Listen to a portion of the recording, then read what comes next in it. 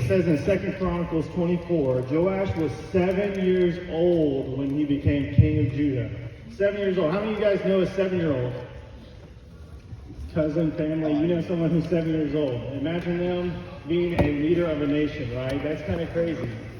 But luckily for Joash, he had an advisor. He had a priest named Jehoiada. That's a weird name. Jehoiada. Jehoiada basically led the decisions in Judah. He guided Joash, and because you can imagine a 7-year-old not really knowing what to do with the nation, right? He doesn't really know all the things that go about it. That's how it was.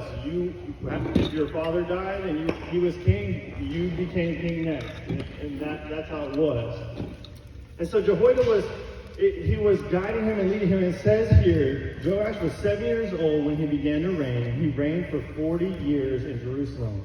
And it says here in verse 2, and Joash did what was right in the eyes of the Lord all the days of Jehoiada the priest.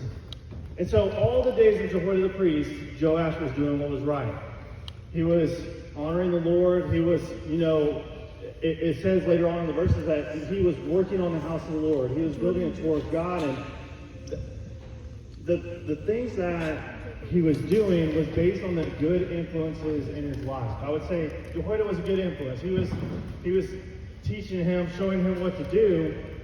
And Joash at the time, he's kind of like where we're at right now in middle school. We show up to school, our teachers, our coaches, our parents, they kind of tell us this is how you're supposed to live. This is how you're supposed to go. This is what's right. This is the education that you need.